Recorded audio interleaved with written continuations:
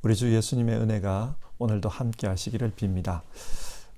오늘 하나님께 예배하는 가운데 하나님이 주시는 소망이 우리 마음에 가득했으면 좋겠습니다. 자, 그러면 사도신경으로 우리의 신앙을 고백하면서 소망의 주님이신 우리 주 하나님께 나아가겠습니다.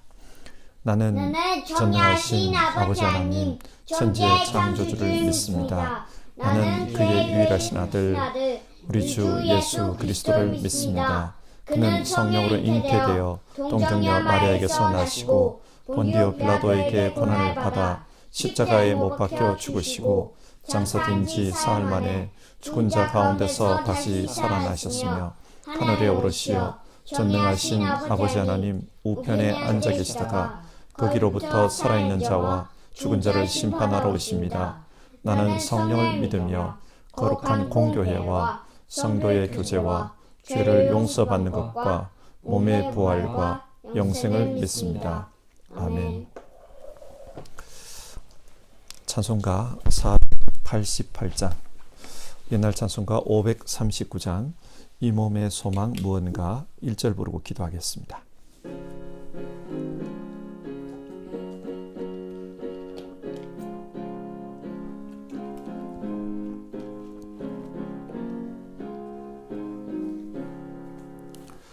이 몸의 소망 무언가 우리 주 예수뿐일세. 우리 주 예수 밖에는 믿으리 아주 없도다. 주 나의 반석이시니 그 위에 내가 서리라. 그 위에 내가 서리라. 같이 기도하겠습니다. 우리의 소망 되시는 하나님, 하나님을 바라보며 오늘도 하루를 살아갈 수 있기를 바랍니다. 하나님, 우리가 사는 시대는 질병으로 말미암아서 참 큰 어려움을 당하고 있습니다. 코로나의 확진자 수는 점점 늘고 있고, 그로 말미암아 사람들의 마음은 불안해지고, 그래서 사람들과 만나는 것도, 사람들과 접촉하는 것도 기피하는 이런 현상들이 이어지고 있습니다. 그러다 보니 심적으로도 힘들어지는 부분들이 있는 것이 사실입니다. 하나님, 어려운 시대 어디에 우리가 초점을 맞추고 살아야 할까, 그런 생각을 합니다. 우리의 소망 되시는 주님을 바라볼 수 있게 하옵소서. 그리고 주님께서 우리의 소망 되신다는 것을 우리의 삶 속에서 경험하며 살 수 있도록 은혜를 베풀어 주시옵소서. 각자의 심령 속에, 그리고 각자의 형편 속에 하나님의 역사가 나타날 수 있기를 기도합니다. 먼저는 우리가 예배하는 이 예배 속에 우리 각자 하나님의 그 역사하심을 깨닫는 가운데 소망을 발견하게 하옵소서. 예수님의 이름으로 기도합니다. 아멘. 우리 함께 읽을 성경 말씀은 로마서 11장 25절에서 36절입니다. 11장, 로마서 11장 25절에서 36절 한 절씩 교독하겠습니다. 형제자매 여러분, 나는 여러분이 신비한 비밀을 알기를 바랍니다. 그것은 여러분이 스스로 현명하다고 생각하는 일이 없게 하려는 것입니다. 그 비밀은 이러합니다. 이방 사람들의 수가 다 찰 때까지 이스라엘 사람들 가운데서 일부가 완고해진 대로 있으리라는 것과 온 이스라엘이 구원을 받게 되리라는 것입니다. 그것은 성경에 이렇게 기록되어 있는 바와 같습니다. 구원하시는 분이 시온에서 오실 것이니 야곱에게서 경건하지 못함을 제거하실 것이다. 이것은 그들과 나 사이의 언약이니 내가 그들의 죄를 없앨 때에 이루어질 것이다. 복음의 관점에서 판단하면 이스라엘 사람들은 여러분이 잘 되라고 하나님의 원수가 되었지만, 택하심을 받았다는 관점에서 판단하면 그들은 조상 덕분에 하나님의 사랑을 받는 사람들입니다. 하나님께서 주시는 고마운 선물과 부르심은 초래되지 않습니다. 전에 하나님께 순종하지 않던 여러분이 이제 이스라엘 사람의 불순종 때문에 하나님의 자비를 입게 되었습니다. 이와 같이 지금은 순종하지 않고 있는 이스라엘 사람들도 여러분이 받은 그 자비를 보고 회개하여 마침내는 자비하심을 입게 될 것입니다. 하나님께서 모든 사람을 순종하지 않는 상태에 가두신 것은 그들에게 자비를 베푸시려는 것입니다. 하나님의 부요하심은 어찌 그리 크십니까? 하나님의 지혜와 지식은 어찌 그리 깊고 기쁘십니까? 그 어느 누가 하나님의 판단을 헤아려 알 수 있으며 그 어느 누가 하나님의 길을 더듬어 찾아낼 수 있겠습니까? 누가 주님의 마음을 알았으며 누가 주님의 조언자가 되었습니까? 누가 먼저 무엇을 드렸기에 주님의 답례를 바라겠습니까? 만물이 그에게서 나고 그로 말미암아 있고 그를 위하여 있습니다. 그에게 영광이 세세에 있기를 빕니다. 아멘. 아멘.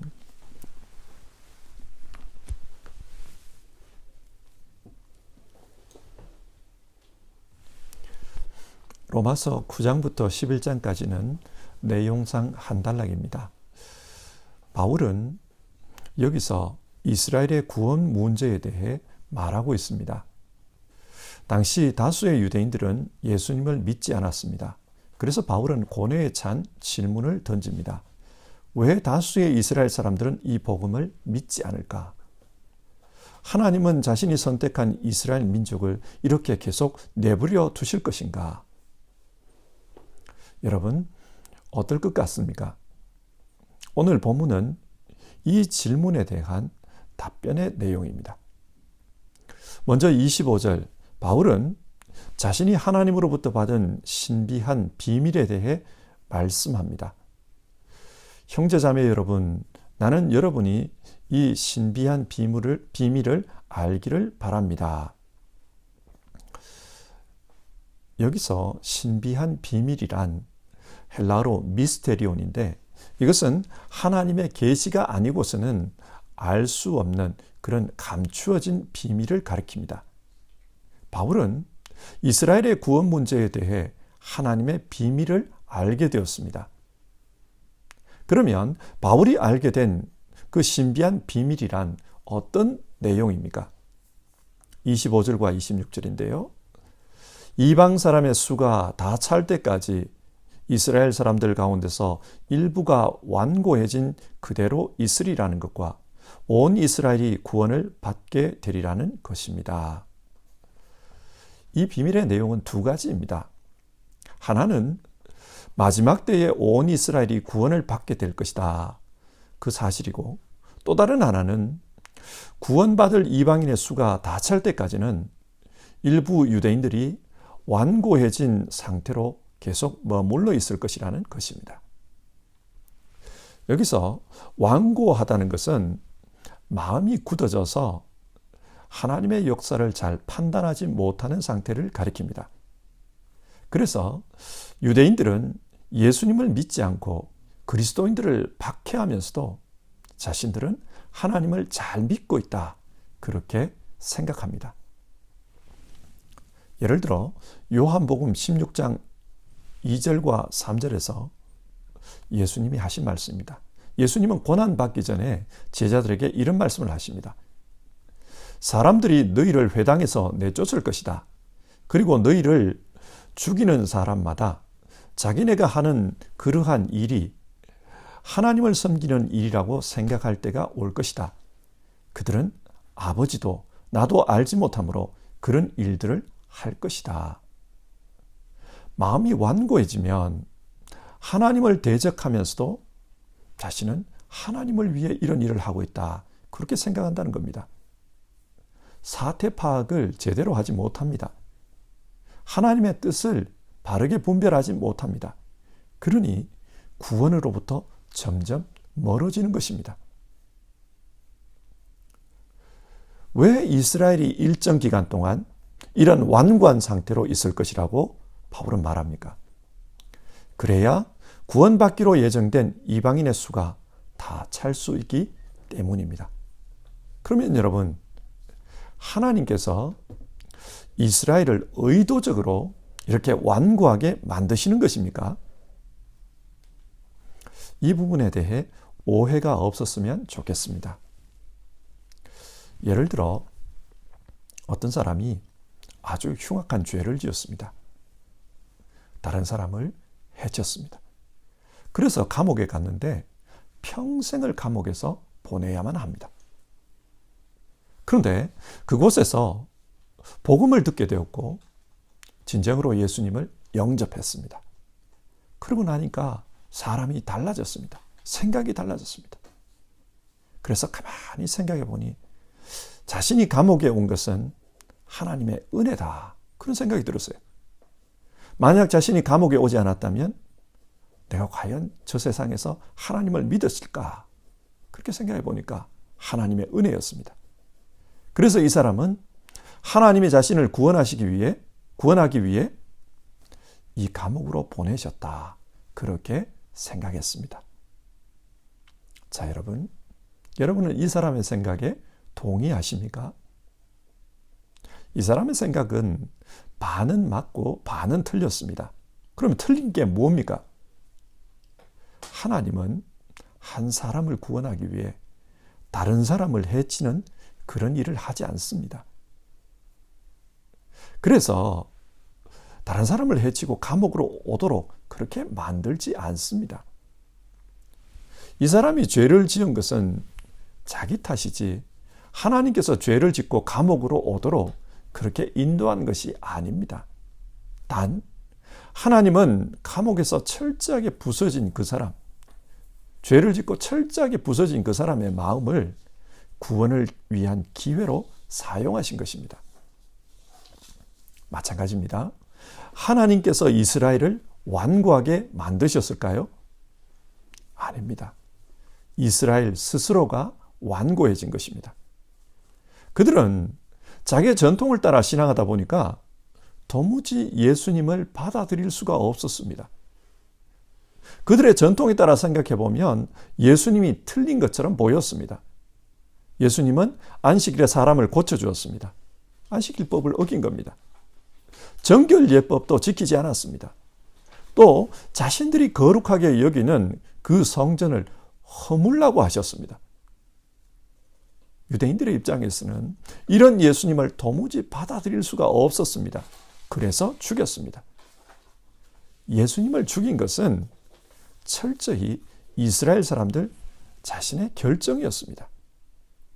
그런데 여기에 우리가 이해하기 어려운 부분이 있습니다. 이렇게 이스라엘이 완고해지자 복음이 이방으로 건너갑니다.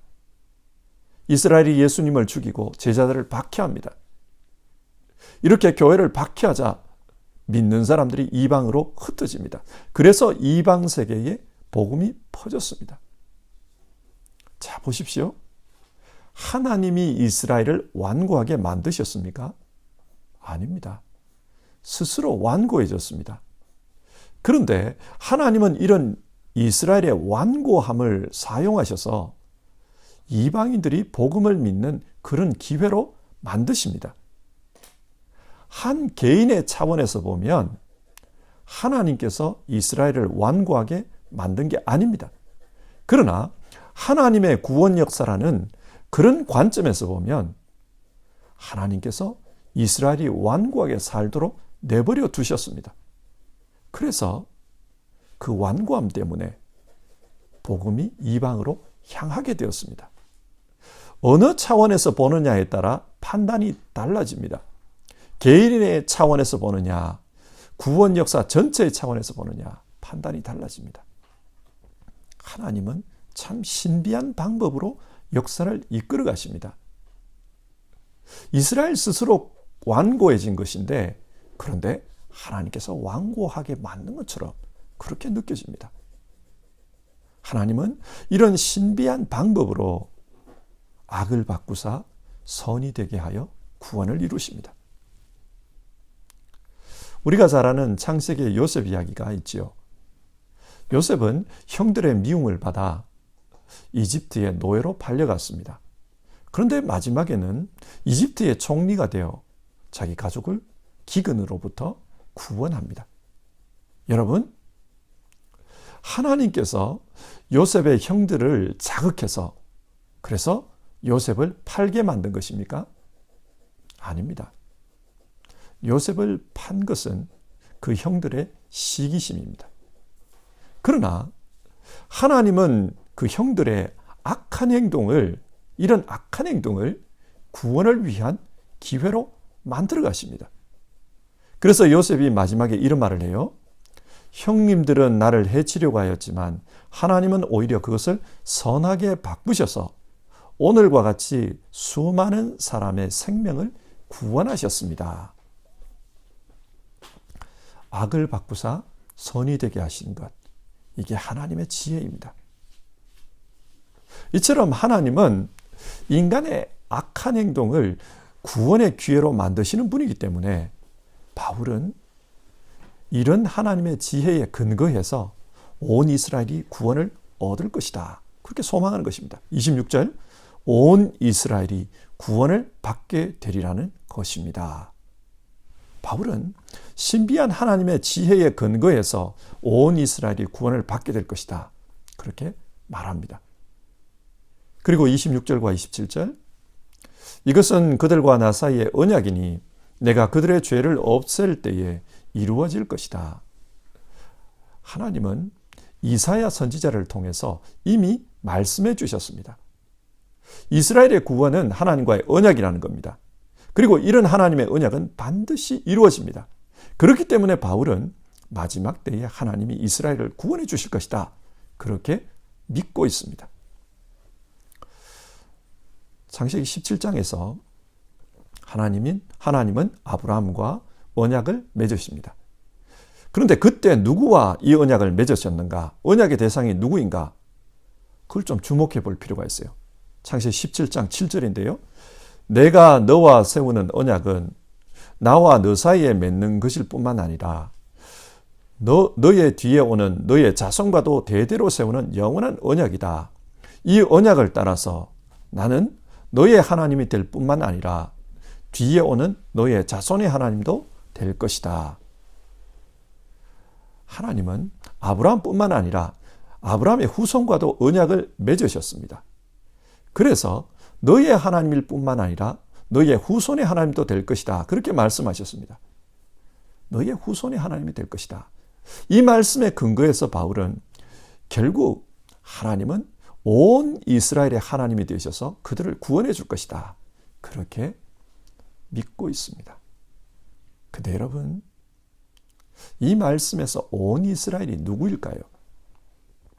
마지막 때가 되면 혈통으로 유대인이면 누구나 다 구원을 받는다? 그런 말입니까? 아닙니다. 그렇게 이해하면 예수님 믿는 것 외에는 다른 구원의 길이 없다. 복음의 가르침이 성립이 안 돼요. 그러니까 여기서 온 이스라엘은 예수님을 믿는 유대인들을 가리킵니다. 그리고 복음이 땅끝까지 전해져 이방인의 수가 다 차면 그때 하나님은 유대인들이 예수님을 믿도록 할 것이다. 그런 말입니다. 하나님은 자신의 언약에 따라 복음을 믿는 유대인들을 다 구원해 주실 것이다. 바울은 그렇게 주장하고 있는 겁니다. 그러면 하나님이 어떻게 온 이스라엘이 예수님을 믿도록 하실 것인가? 그 문제가 제기됩니다. 앞에서도 말한 하나님의 지혜를 통해서입니다. 예를 들어 민수기 33장을 보면 하나님은 이스라엘 백성을 가나안 땅으로 인도하면서 어디에 머물러야 할지 또 어디는 지나가야 할지 그것을 정해 주셨습니다. 33장 2절인데요. 모세는 주님의 명에 따라 머물렀다 떠난 출발지를 기록하였다. 왜 어디서는 오랫동안 머물고 어디는 빨리 통과라고 하나님이 그렇게 하셨을까요? 출애굽의 여정을 보면 이스라엘이 머문 곳에서 하나님이 어떤 분인지를 나타내 주셨습니다. 그래서 광야에서 자란 이스라엘 백성들은 하나님이 어떤 분인지를 그 광야에서 철저하게 배웠습니다. 이들이 바로 가나안 땅을 차지한 그 사람들입니다. 그냥 유대인이라고 다 가나안 땅에 들어간 것이 아닙니다. 출애굽 1세대는 광야에서 다 죽었습니다. 그러나 광야에서 자란 이 사람들은 하나님의 인도하심을 따라 그곳에서 신앙을 배웠고 그 결과 믿음의 용사가 되어 약속의 땅을 차지한 것입니다. 이처럼 마지막 때가 되면 하나님께서 자신의 지혜로 이스라엘을 인도하실 것입니다. 그래서 믿음의 사람으로 만들어 가실 겁니다. 바울은 그 하나님의 지혜를 믿고 있습니다. 그래서 찬양합니다. 33절인데요. 하나님의 부유하심은 어찌 그리 크십니까? 하나님의 지혜와 지식은 어찌 그리 깊고 깊으십니까? 신비한 이런 하나님의 지혜가 이스라엘의 구원 역사를 만들어 가실 것이다. 바울은 그것을 믿고 찬양하고 있습니다. 자, 오늘 성경 내용을 한번 정리해 봅시다. 하나님은 이스라엘을 어떻게 구원하실 것인가? 바울은 마지막 때가 되면 하나님께서 자신의 지혜로 이스라엘을 구원해 줄 것이라고 합니다. 그런데 구원받아야 할 이방인의 수가 다 찰 때까지는 이스라엘이 완고한 상태로 머물러 있을 것이다. 그렇게 말합니다. 바울은 이렇게 구원 역사를 이루어 가시는 그 하나님의 지혜에 감탄합니다. 그 하나님의 지혜는 만물이 그에게서 나오고 그로 말미암고 또 그를 위하여 존재하도록 하는 위대한 지혜입니다. 그래서 그 하나님의 지혜가 결국은 이스라엘을 예수님을 믿는 믿음으로 인도할 것이라고 생각합니다. 그렇기 때문에 이스라엘의 구원 문제에 대해 현실적으로 바라보면 참 실망스럽지만 이런 하나님의 지혜를 믿고 바울은 소망을 가지고 있습니다. 자, 이 말씀을 오늘 우리의 삶에 적용해 봅시다. 우리도 세상을 살면서 답답할 때가 있습니다. 현실만 쳐다보면 실망스러울 때가 있습니다. 세상이 도대체 어떻게 되려고 이러는가 그런 생각이 들 때가 있어요. 예를 들어 가정의 구원을 위해 기도했는데 전혀 기도에 응답이 없습니다. 점점 더 상황은 안 좋아지는 것 같아요. 그럴 때는 정말 답답합니다. 여러분, 이럴 때 우리는 어떤 마음을 가져야 합니까? 구원은 인간의 노력으로 되는 게 아닙니다. 하나님께서 구원을 만들어 가신다. 우리는 그걸 믿어야 합니다. 그리고 하나님께서 반드시 자신의 지혜로 이 구원을 위해 일하고 계신다. 그 믿음이 있어야 돼요. 그 믿음을 가진 사람은 바울처럼 눈에 보이는 현실 때문에 실망하지 않고 오히려 소망을 가집니다. 하나님의 지혜를 믿고 소망을 가집니다.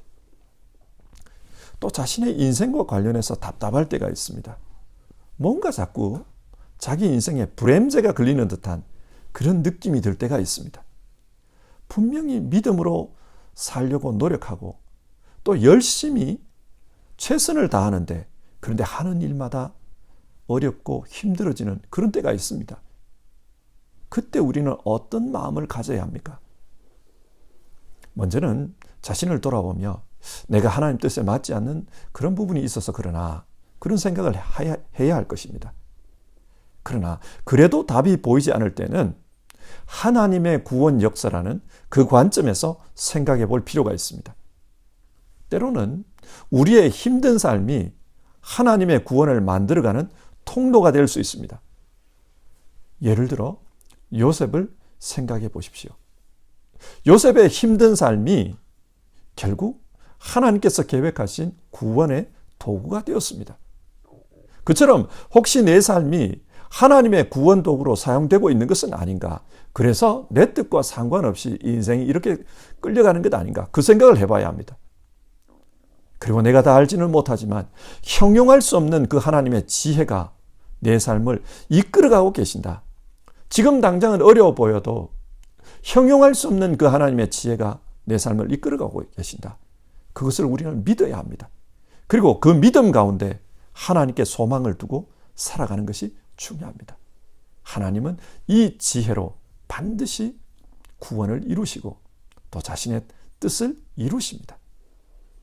오늘도 우리에게 주어져 있는 이 삶을 하나님을 찬양하면서 우리가 소망으로 살았으면 좋겠습니다. 우리의 구원이신 그 하나님께서 우리를 인도해 가십니다. 488장 2절을 우리 같이 부르겠습니다.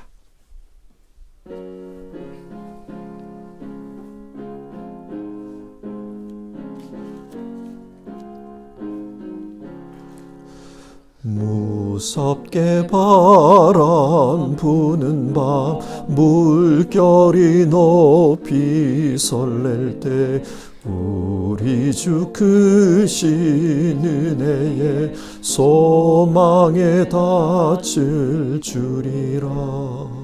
주 나의 반석이시니 그 위에 내가 서리라. 그 위에 내가 서리라. 오늘 읽은 성경 말씀은 이스라엘의 구원에 대해 말씀하면서 하나님의 신비한 비밀이 있다, 그 이야기를 해요. 하나님은 자기 백성을 구원하십니다. 그런데 그 구원은 하나님의 지혜 속에서 이루어지기 때문에 때로는 우리가 이해할 수 없고 눈에 보이는 것으로 판단하면 실망할 수 있는 그런 상황도 있습니다. 우리의 현실에서도 이런 일은 일어납니다.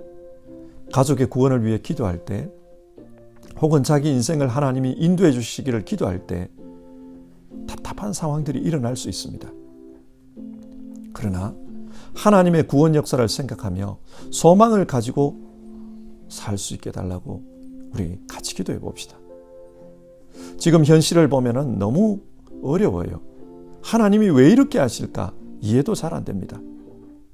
그러나 이런 때에 형용할 수 없는 하나님의 지혜를 믿는 믿음으로 그래도 하나님께 소망을 두고 살 수 있게 해주십시오. 우리 이렇게 기도했으면 좋겠습니다. 절망하지 말고 소망으로 사는 우리 모두 되기를 함께 기도해 봅시다.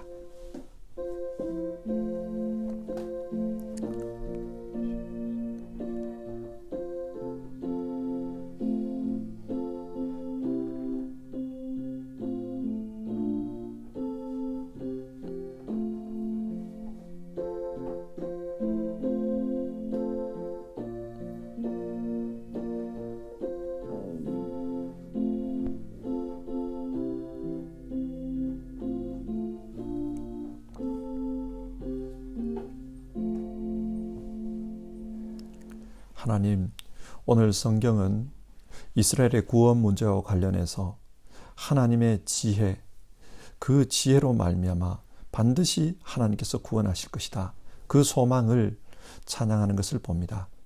하나님, 우리도 우리 인생을 살면서 답답할 때가 있습니다. 그럴 때마다 하나님의 구원 역사의 관점에서 우리가 소망을 가지고 살 수 있게 도와주시옵소서. 하나님께서 이렇게 하시는 데는 뜻이 있을 것이다. 하나님께서 하나님의 지혜로 우리 인생을 구원으로 인도하실 것이다. 반드시 어려움은 넘어가고 하나님께서 뜻하시는 구원이 이루어질 것이다. 우리가 그런 믿음으로 살 수 있게 도와주시옵소서. 그리고 이 구원 역사를 이루어가시는 그 하나님의 지혜는 너무나도 깊고 대단하며 또 만물이 그로부터 나오고 또 그를 통해서 또 하나님의 영광을 위해서 일하는 그런 지혜라는 것, 우리 그 믿고 정말 소망으로 살게 하여 주시옵소서. 지혜로우신 하나님께서 우리 인생의 희노애락을 엮어 놓으시고 그리고 이 엮음을 통해 하나님께서 은혜를 만들어 가시고 구원의 영광을 만들어 가신다.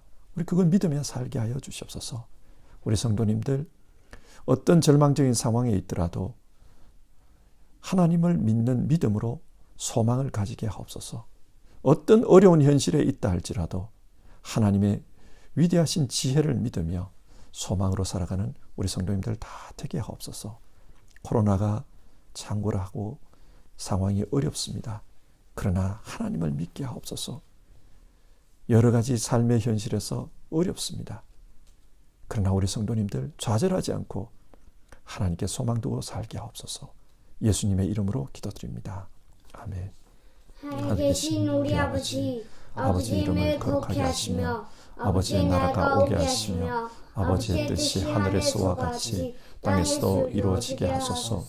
오늘 우리에게 일용할 양식을 주시고 우리가 우리에게 잘못한 사람을 용서하여 준 것 같이 우리 죄를 용서하여 주시고 우리를 시험에 빠지지 않게 하시고 악에서 구하소서. 나라와 권능과 영광이 영원히 아버지의 것입니다. 아멘.